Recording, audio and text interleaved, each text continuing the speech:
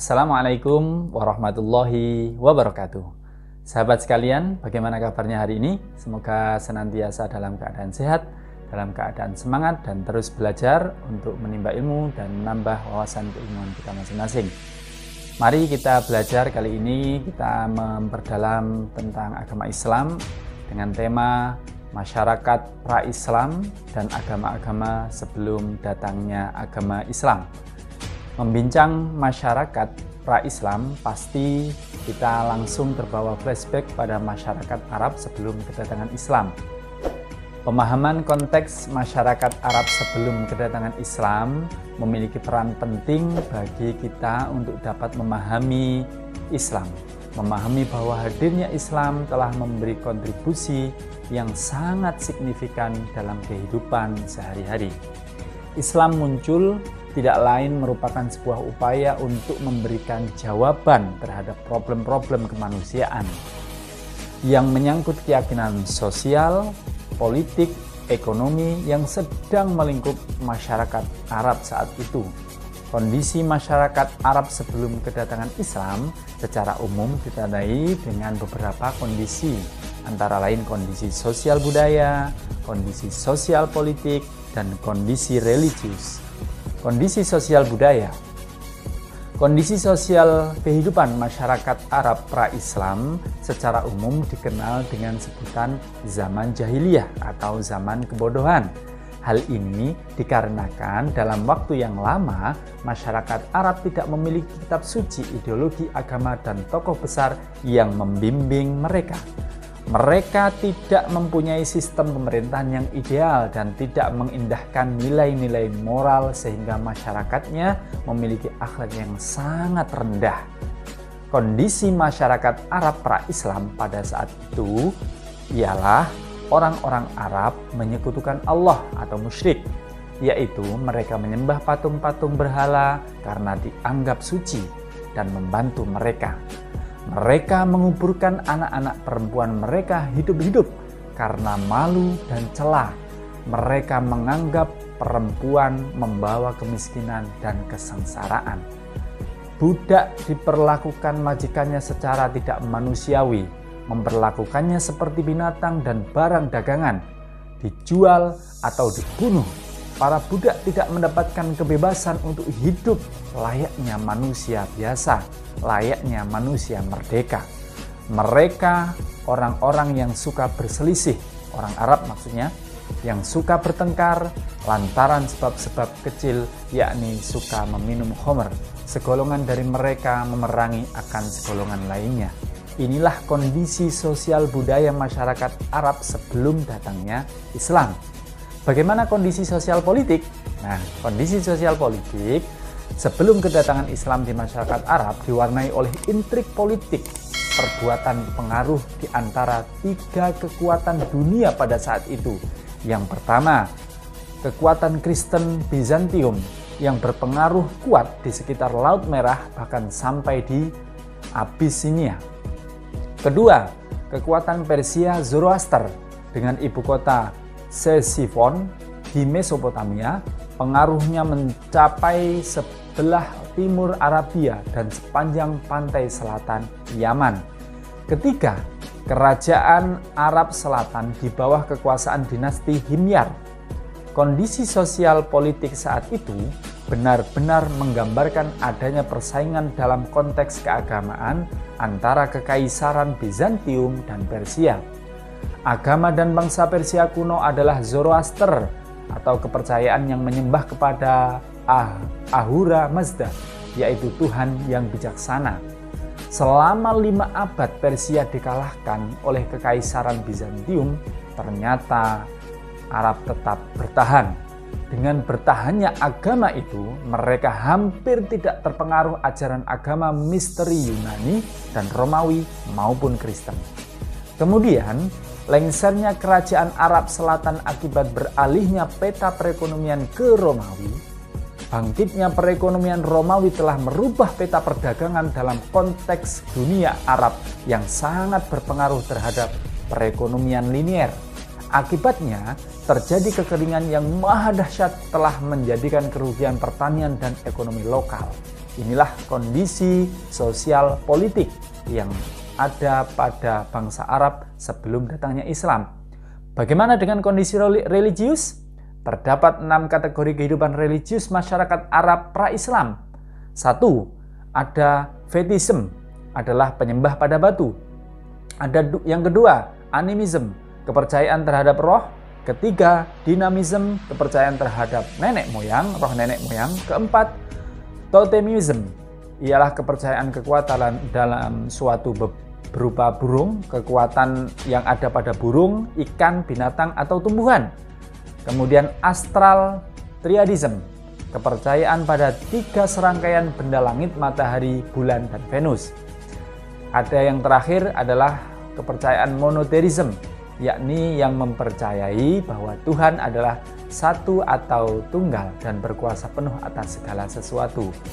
Menurut Watt, dalam bukunya Muhammad Mecca, mengidentifikasi ada 4 sistem kepercayaan religius yang berkembang di Arab pra-Islam, yaitu yang pertama fatalism, kepercayaan bahwa peristiwa yang terjadi dalam hidup ini merupakan produk dan ditentukan oleh waktu, seperti ajal dan umur. 2 hal inilah yang keberadaannya di luar kontrol manusia. Kedua, ada paganism yang menyembah berhala. Kepercayaan tersebut dilatari oleh keyakinan bahwa Tuhan-Tuhan itu bisa memberikan kesuburan bagi tanaman, memberikan kesejahteraan bagi mereka, sehingga dalam ritual mereka mengadakan persembahan sebagian hasil bumi mereka dan penyediaan rezeki untuk berhala-berhala. Keempat, kepercayaan kepada Allah sebagai super Tuhan. Konsep Allah dalam masyarakat pra-Islam mengandung beberapa pengertian, antara lain Allah sebagai Tuhan pencipta alam semesta, Allah sebagai pemberi hujan dan kehidupan, Allah digunakan dalam sumpah yang sakral, Allah sebagai objek penyembahan, Allah sebagai monotheism sementara, sebagai Tuhan Ka'bah, sebagai Tuhan yang disembah melalui perantara dewa-dewa lain. Inilah konsep Allah. Kenapa seperti itu? Karena memang kata Allah sendiri itu adalah merujuk kepada manifestasi pengertian dari Tuhan itu sendiri. Maka Allah, kalimat Allah ini sudah biasa. Allah dalam masyarakat Arab pra-Islam itu sudah biasa dianggap sebagai Tuhan. Akan tetapi Tuhannya Allah pada saat masyarakat pra-Islam belum menunjukkan pada keesaan yang hakiki atau tauhid. Kepercayaan yang keempat, kondisi kepercayaan yang keempat adalah monotheism. Monotheism masyarakat pra-Islam setidaknya terdapat 3 teori yang dimunculkan. Pertama, monotheism pengaruh dari agama Yahudi. Kedua, monotheism merupakan sesuatu yang bersifat alamiah atau merupakan evolusi pemikiran secara umum dari masyarakat. Ketiga, monotheism berkaitan dengan istilah Hanif atau pegangan tauhid yang dibawa Nabi Ibrahim yang seperti yang dijelaskan dalam Quran surat Al-Imran ayat 67. Bunyinya adalah Bismillahirrahmanirrahim. Ma kana Ibrahimu Yahudiyyan wala Nasraniyyan walakin kana Hanifan Musliman wa ma kana minal musyrikin. Tidaklah seorang Ibrahim itu beragama Yahudi ataupun Nasrani, tetapi Ibrahim itu merupakan seorang yang muslim, hanifan muslimah, wa ma kana minal musyrikin, dan keadaan ini bukan pula sebagai keadaan yang musyrik. Itulah agama yang dibawa pada saat itu, monotheism. 4 kepercayaan ini, di mana yang pertama adalah fatalism, kemudian paganism, kemudian yang ketiga kepercayaan kepada Allah sebagai super Tuhan, yang keempat adalah monotheism, merupakan kepercayaan 4 sistem kepercayaan religius yang berkembang pada masyarakat Arab pra-Islam. Nah, monotheism masyarakat pra-Islam itu tentu tidak sesuai dengan atau belum sesuai dengan nilai-nilai keislaman pada saat itu. Masyarakat Arab sebelum Islam memang sudah percaya akan adanya Allah. Hal ini telah dijelaskan pada surat Al-Ankabut ayat 61. Wala in sa'altahum man khalaqas samawati wal arda wa sakhkhara asy-syamsa wal qamara la yaqulunna Allah fa anna yufakun. Wala in sa'altahum, jika benar-benar atau sungguh bertanya kepada mereka, man khalaqas samawat, siapa yang menciptakan langit, wal ardo, dan menciptakan bumi, wa sakhkhara syamsa wal qamar, dan juga mengedarkan matahari serta bulan, layaqulunnallah, pasti jawaban mereka adalah Allah. Nah, ketika masyarakat Arab ditanya siapa yang menciptakan itu semua, Allah. Ketika siapa yang menciptakan langit dan bumi kemudian mengedarkan matahari, Allah. Jawaban mereka pasti Allah. Fa anna yufakun. Tetapi mereka sesungguhnya adalah berpaling. Namun keimanan mereka tidak dapat disebut sebagai tauhid karena pada realitasnya mereka membuat sekutu terhadap Allah. Keimanan mereka penuh dengan mitos. Pada titik inilah konsep keyakinan dan keimanan Islam yang dibawa oleh Muhammad SAW menerima titik temunya. Nah, setelah mendengar paparan tersebut, tentu sahabat-sahabat sekalian dapat menyimpulkan bahwa Allah memilih kelahiran Islam di tanah yang tepat, yakni Arab. Kenapa? Karena dalam sejarahnya masyarakat Arab tidak pernah dijajah imperium asing. Mereka juga tidak rela diperbudak. Keadaan seperti itu menjadikan mereka bertumbuh menjadi masyarakat yang egaliter, merdeka, dan cinta alam. Plus, masyarakat Arab memiliki watak yang tegas, berani, berterus terang, dan tidak suka menipu diri sendiri, apalagi orang lain. Watak dan karakter masyarakat Arab yang seperti itulah yang membuat Allah memilih utusannya, ialah Muhammad Rasulullah, berasal dari bangsa Arab. Sejauh kita tahu kondisi itu, maka masyarakat Arab pra-Islam, selanjutnya kita akan bahas tentang agama-agama sebelum Islam. Bagaimana keadaan agama-agama sebelum Islam? Bangsa Arab sebelum Islam sebenarnya telah mengenal keyakinan terhadap satu Tuhan atau monoteisme seperti yang telah kami paparkan di depan tadi, yaitu Allah Subhanahu wa Ta'ala. Sebuah ajaran yang dibawa oleh Nabi Ibrahim dan Nabi Ismail sebagaimana termaktub dalam Quran surat Al-Baqarah ayat 135. Wa qalu kunu hudan aw nasara tahtadu qul bal millata Ibrahim hanifa wa ma kana minal musyrikin. Wa qalu kunu hudan aw nasara, katakanlah bahwa hudan aw nasara tahtadu. Jadi qul bal millata Ibrahim hanifa, katakanlah bahwa ada agama atau milah Ibrahim yang hanif, wa ma kana minal musyrikin, dan keadaan itu tidaklah musyrik. Namun beberapa abad sebelum kedatangan Islam, kemurnian ajaran suci itu telah ternoda oleh tahayul dan khurafat masyarakat pra-Islam hingga sampai pada penyekutuan atau syirik terhadap Allah Subhanahu wa Ta'ala. Penyimpangan ini kemudian dikenal dengan watsaniyah atau penyembahan terhadap berhala-berhala atau patung. Agama ini mengadakan penyembahan kepada tiga hal, tiga bentuk. Yang pertama ada yang berbentuk ansab, ada yang berbentuk ansab. Ansab ini adalah berhala tanpa bentuk yang terbuat dari batu, berhala abstrak yang tidak berbentuk seperti manusia ataupun tidak berbentuk seperti hewan, tidak berbentuk seperti apapun, tapi terbuat dari batu dan disembah. Namanya adalah ansab. Bentuk yang kedua asnam, berhala yang berbentuk manusia yang terbuat dari logam atau kayu. Ketiga, berhala watsan, berhala berbentuk manusia sebagaimana asnam namun terbuat dari batu. Tiga bentuk berhala di zaman jahiliyah pada saat itu yang menjadi persembahan atau sesembahan dari orang Arab pra-Islam. Selain kepercayaan terhadap patung-patung, bangsa Arab juga ada yang menganut agama Yahudi dan Nasrani. Agama Nasrani berkembang di Jazirah Arab terbagi dalam tiga aliran. Dari tiga aliran ini, dua diantaranya memiliki penganut dalam jumlah besar, yaitu Nasatirah dan Ya'aqibah. Aliran Ya'aqibah berkembang pesat di daerah Ghassan dan sebagian kabilah-kabilah di negeri Syam. Demikian juga terdapat di Wadil Qura. Sedangkan aliran Nasatirah banyak berkembang di Hirah.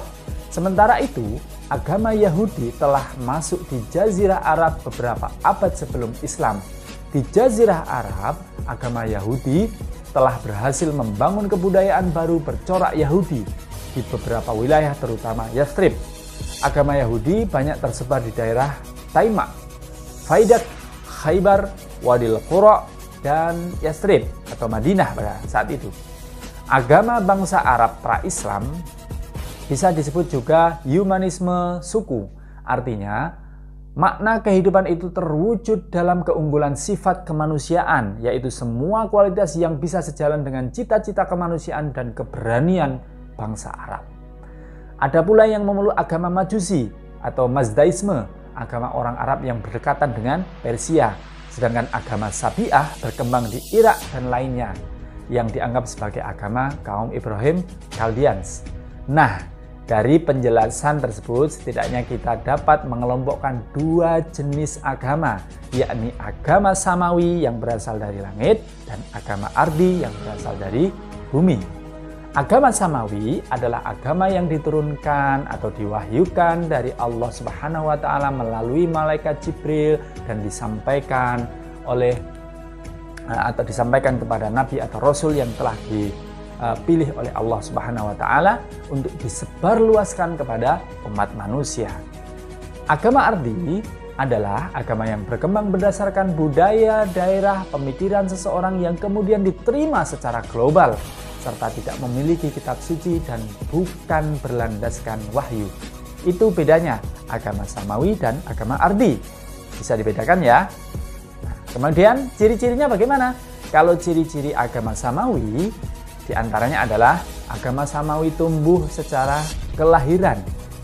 Nah, bukan perkembangan tetapi kelahiran, dari tiada menjadi ada. Agama Samawi memiliki kitab suci yang otentik. Dari langsung dari Allah Subhanahu wa Ta'ala. Kemudian secara pasti agama Samawi dapat ditentukan lahirnya dan bukan tumbuh dari masyarakat untuk masyarakat. Dari masyarakat untuk masyarakat. Bukan seperti itu. Kalau dari masyarakat untuk masyarakat, ya jadi agama Ardi. Kemudian agama Samawi disampaikan oleh manusia yang diutus oleh Allah, dinamakan sebagai Rasul. Agama Samawi itu ajarannya tetap walaupun tafsirannya dapat berubah sesuai dengan kecerdasan dan kepekaan manusia. Ajarannya tetap. Agama Samawi memiliki konsep ketuhanan monoteisme mutlak, tauhid mutlak. Kebenaran dalam agama Samawi adalah universal, yaitu berlaku bagi setiap manusia, masa, dan keadaan. Dasar kebenaran agama Samawi terdapat dalam Al-Quran surat Al-Baqarah. Seperti yang termaktub, "Dzalikal kitabu la raiba fihi hudal lil muttaqin." Di dalam kitab Allah itu tidak ada keraguan sama sekali.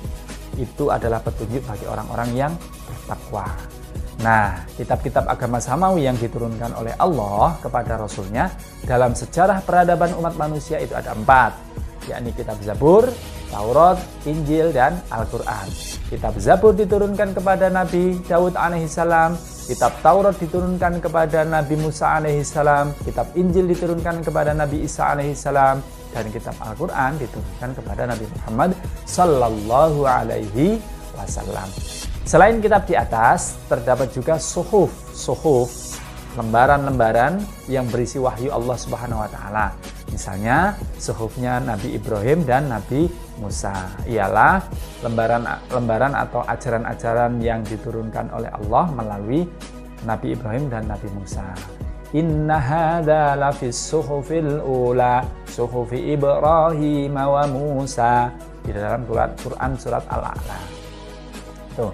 Nah, selain agama Samawi terdapat juga agama Ardi, sebagaimana pengertiannya adalah agama yang berkembang berdasarkan budaya, daerah, pemikiran seseorang yang kemudian diterima secara global. Serta agama Ardi ini tidak memiliki kitab suci yang berlandaskan pada wahyu Tuhan. Ciri-ciri agama Ardi seperti agama ini tidak diciptakan. Agama ini diciptakan oleh tokoh agama. Kedua, agama Ardi itu tidak memiliki kitab suci. Agama Ardi tidak memiliki nabi sebagai penjelas agama atau rasul. Kemudian agama Ardi berasal dari darah dan kepercayaan masyarakat.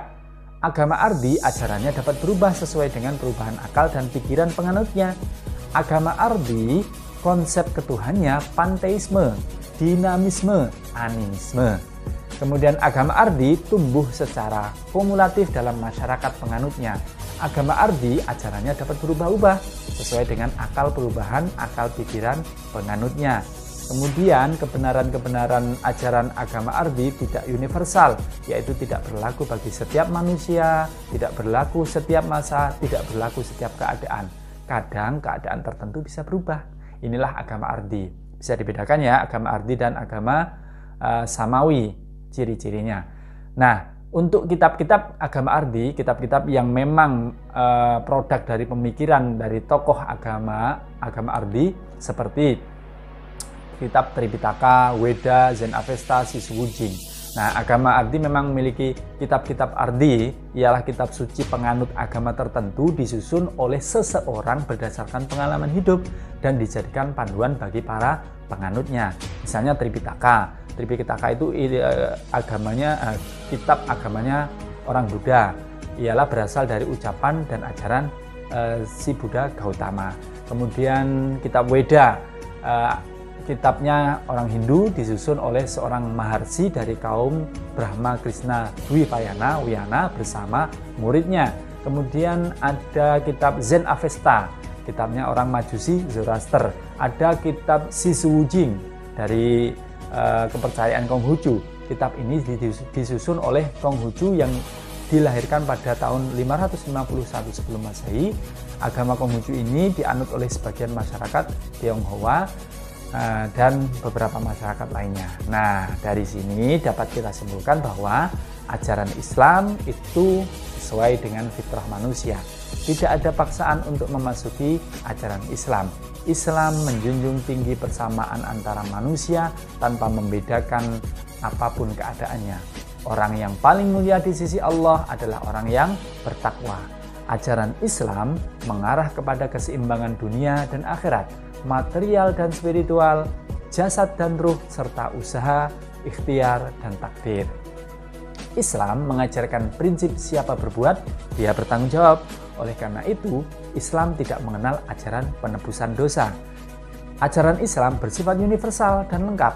Kemukjizatan Al-Quran sebagai pedoman hidup sampai detik ini tidak ada satupun makhluk atau satupun kitab, satupun karya yang menandingi Al-Quran. Al-Quran tetap terjaga dan terpelihara kemurniannya sejak zaman Nabi Muhammad SAW hingga saat ini. Semoga dari apa yang kita bahas tadi, kita semakin yakin bahwa Islam merupakan agama yang hak di sisi Allah dan sesuai dengan nilai-nilai universal kebaikan. Semoga kita senantiasa mendapatkan rahmat dan hidayah Allah Subhanahu wa Ta'ala. Terima kasih telah menyimak, semoga bermanfaat dan ada hikmah yang bisa kita ambil. Kita semakin yakin terhadap ajaran agama Islam. Wallahul muwaffiq ila aqwamit thoriq. Wassalamualaikum warahmatullahi wabarakatuh.